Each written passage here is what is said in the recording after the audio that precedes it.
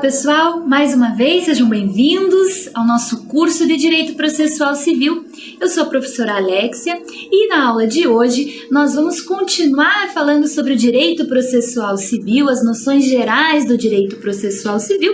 Nós já observamos o que é o direito processual, a aplicabilidade do direito processual, o objeto do direito processual e seu estudo.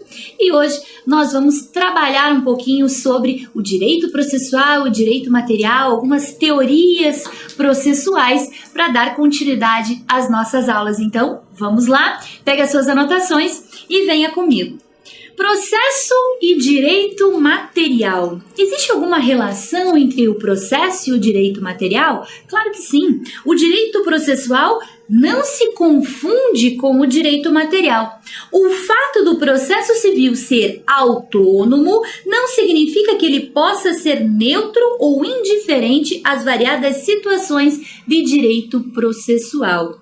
Essa afirmação, inclusive do Marinoni, do Arenhati e do Mitidiero, remonta à nossa contextualização entre o direito processual e o direito material.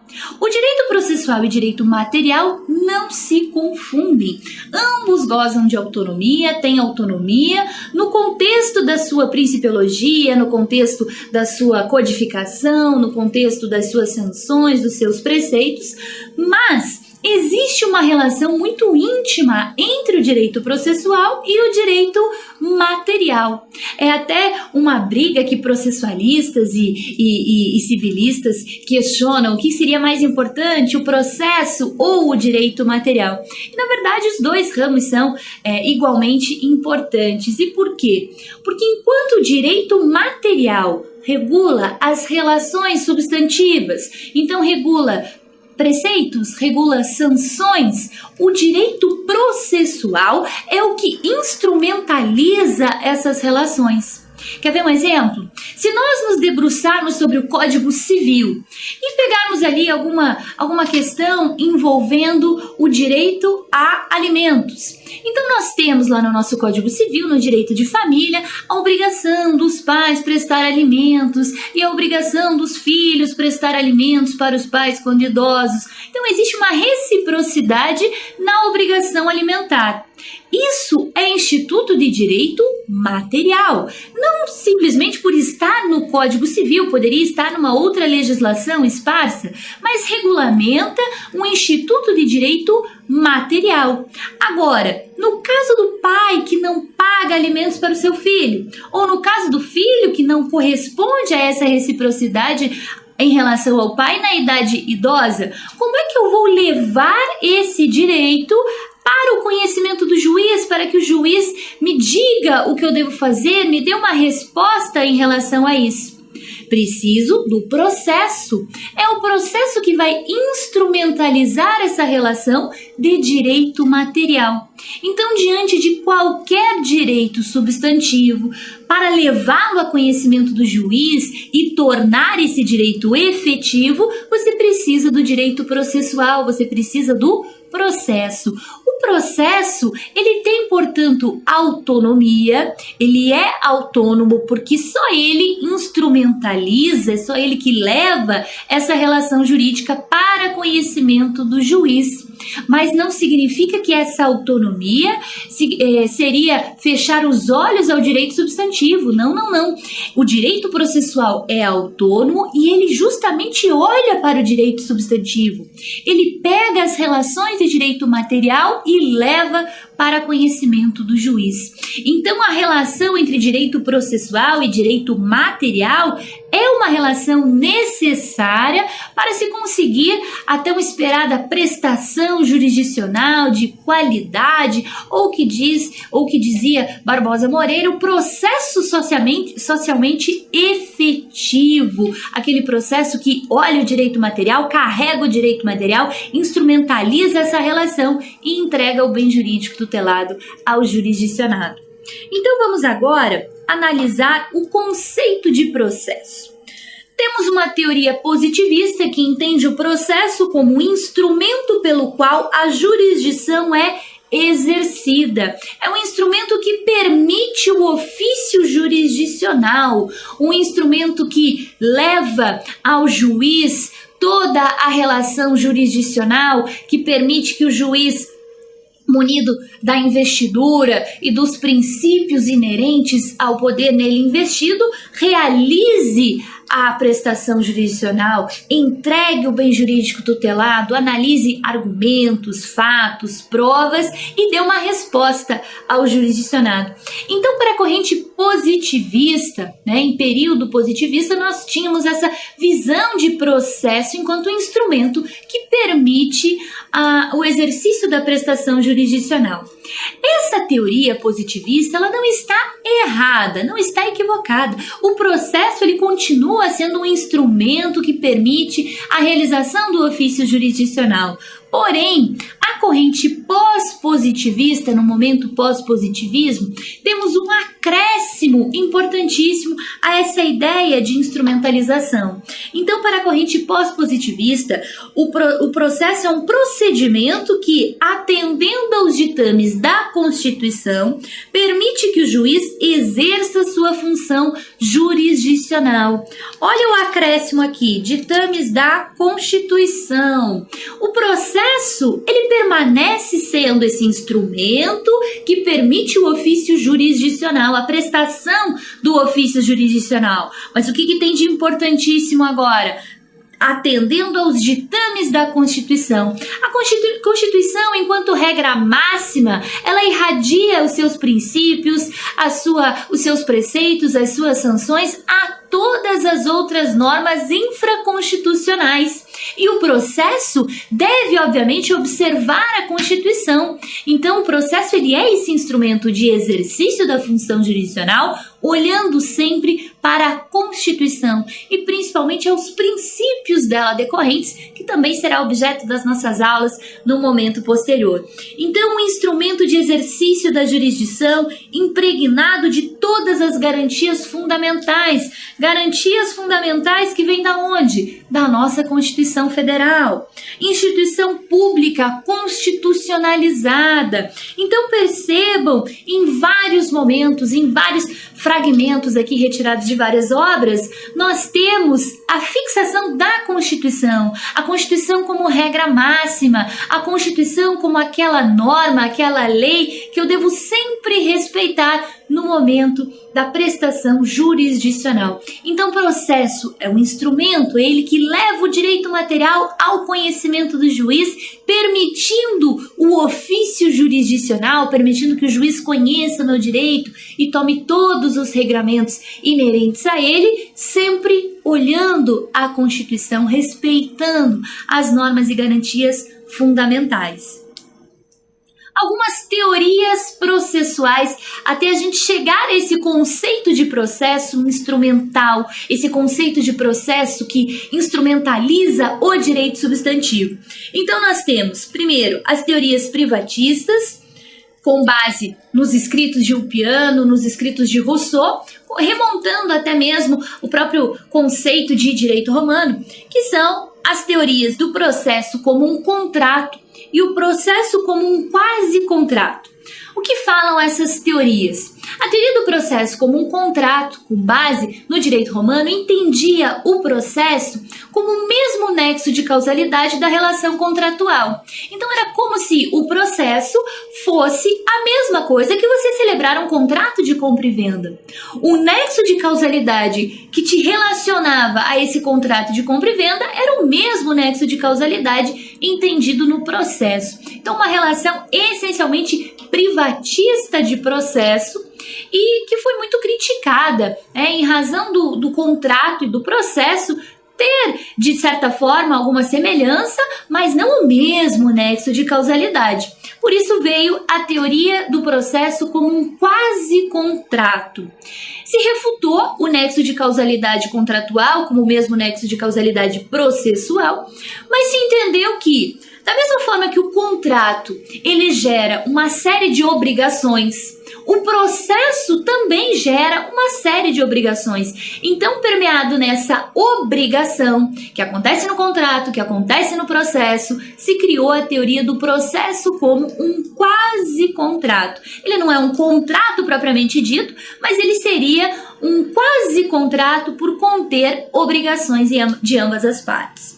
Aí, posteriormente, nós tivemos a teoria da relação jurídica processual de Oscar von Bülow, que entendia o processo enquanto um criador de uma relação jurídica processual. Acarreta um pouco de cientificidade a relação jurídica processual, abandonando, portanto, essa ideia absolutamente privatista de processo e encarando o processo como criador de uma relação jurídica processual, um ambiente um pouco mais autônomo do processo. A teoria do processo como situação jurídica de Goldschmidt, que entende a relação jurídica de direito material, não havendo direitos processuais, senão mera expectativa de se obter vantagem. Essa teoria abandona, portanto, as normas processuais, direitos processuais, concebendo que os direitos eles são oriundos do direito material, do direito substantivo, e o processo seria apenas uma relação jurídica que permeia esses direitos substantivos. Então, não existiam para essa teoria direitos processuais, como a gente tem hoje, direitos de economia processual, devido processo legal e uma série de outros tantos direitos processuais, entendendo que o direito ele era meramente, única e exclusivamente advindo da essência substantiva, da essência material. Posteriormente, uma teoria do processo como instituição, formulada por Eduardo Couturi. O problema dessa teoria estava na conceitualização do que era uma instituição. Se seria uma instituição pessoa, uma instituição coisa, se colaboraria para um exercício sociológico dessa instituição. Então, o problema da teoria não estava propriamente no seu fundamento de caracterizar o processo enquanto uma instituição, ao lado de tantas outras instituições que nós temos, mas principalmente pelo conceito de instituição. O que seria essa instituição processual? Aí uma teoria do processo como um procedimento em contraditório, onde nós temos um representante, o Hélio Fazzolari, que entende o processo enquanto um procedimento, uma sequência de atos correspondentes a um objetivo final, e nessa sequência de atos deveria ser observado o contraditório. Esse princípio que nos é tão famoso na Constituição Federal, no Código de Processo Civil, uma sequência de atos que observavam o direito das partes de se manifestarem, o direito das partes de participarem da relação jurídica processual. Posteriormente, a teoria do processo como uma categoria jurídica complexa, que é a teoria de Dinamarca, do Cândido Rangel Dinamarca, que entende o processo enquanto uma categoria jurídica complexa. Por quê? Porque o processo ele cria a norma jurídica. Ele é um ato jurídico que acaba criando uma norma jurídica. E essa criação da norma jurídica se pauta em uma série de relações complexas. Nós temos a relação até anterior ao processo, relação cliente-advogado. A partir do momento de instauração da relação jurídica processual, o autor-juiz, o juiz-réu, o réu-autor, testemunhas, serventuários da justiça, perito, contador, escrivão, uma série de relações jurídicas, tanto subjetivas quanto objetivas, e por essa razão, uma categoria jurídica complexa.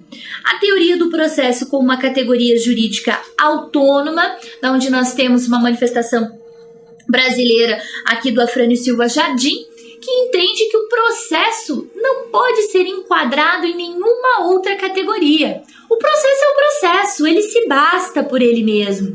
Não dá para a gente tentar enquadrar o processo como uma categoria A, uma categoria B. O processo é o processo, ele goza de autonomia e ele não consegue ser enquadrado em nenhuma outra categoria. Até chegarmos na teoria da instrumentalidade do processo, encabeçada pela teoria do processo enquanto relação jurídica complexa de Dinamarca, que entende que o processo ele é um instrumento a serviço da jurisdição, um instrumento de realização do direito material. É o processo que recolhe aquela lesão, aquela ameaça de lesão e leva ao juiz, e o juiz tem uma providência, toma uma decisão a respeito disso. Então acompanhe comigo. A teoria da instrumentalidade do processo preconiza a acessibilidade a todos e a todas as espécies de demandas. Essa acessibilidade a todos significa o quê? A todo e qualquer jurisdicionado, independentemente de qualquer discriminação, todo e qualquer jurisdicionado tem esse direito de provocar o Poder Judiciário. E todas as espécies de demandas individuais, demandas coletivas, toda e qualquer espécie de demanda, contemplando, mais uma vez, todas as garantias asseguradas pelo ordenamento jurídico. Garantias que nós já analisamos há pouco, devem sempre olhar para a Constituição, então todas as garantias constitucionais e as garantias infraconstitucionais previstas no nosso ordenamento jurídico. Conforme Dinamarca, a instrumentalidade não deve ser um fim em si mesma. Não é pura e simplesmente buscar essa instrumentalidade como escopo final, mas um meio para atender às necessidades do povo, a necessidade jurídica, a necessidade social e a necessidade política. Então, falar em instrumentalidade não é pura e simplesmente demonstrar um fim a ser perseguido no processo. Sim, o processo ele é instrumental, ele que instrumentaliza a relação de direito material, mas essa instrumentalidade ela deve me garantir as necessidades do jurisdicionado, necessidade social, política e principalmente jurídica. Assim, o processo é um conjunto de atos realizados sob o crivo do contraditório. Conjunto de atos, uma sequência de atos realizados sobre o crivo do contraditório, a possibilidade de manifestação, de participação das partes, que cria uma relação jurídica da qual surgem deveres, poderes, faculdades, ônus e sujeições para as partes que dela participam. Então, o processo é esse instrumento permeado por esse conjunto de atos sob o crivo do contraditório que cria uma relação jurídica da qual surgem deveres, poderes, faculdades, ônus e sujeições para todas as partes que dela participam. Então nós temos poderes, deveres, ônus e sujeições ao autor, poderes, deveres, ônus e sujeições ao réu, ao juiz, membros do Ministério Público, Defensoria Pública, advogado, enfim, todos aqueles que participam da relação jurídica processual. Portanto, trata-se de uma categoria jurídica autônoma, o processo ele é autônomo, não se consegue enquadrar o processo em uma determinada categoria jurídica, ele tem a sua própria categoria, que garante a realização da justiça e a efetivação dos direitos. Realização da justiça, escopo máximo do processo, e efetivação dos direitos, falando um pouquinho daquilo que nós já observamos da relação entre direito material e processual. É somente através do processo, é somente por meio da relação jurídica processual que eu consigo efetivar um direito material.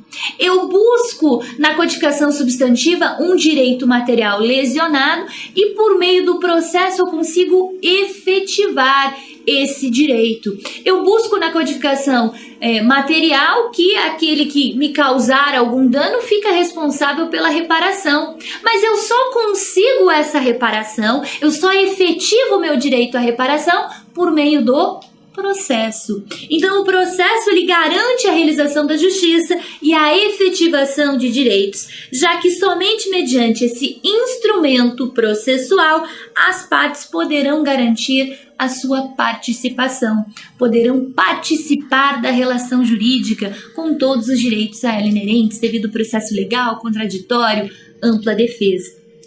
E o processo, ele visa sempre a efetividade. O que vem a ser essa efetividade? Muito mais que você buscar no direito material um direito, uma ameaça de direito e, por meio do processo, instrumentalizar essa relação para que o seu direito se torne efetivo, a efetividade, ela se relaciona com dois supraprincípios do nosso ordenamento, que são celeridade processual e segurança jurídica.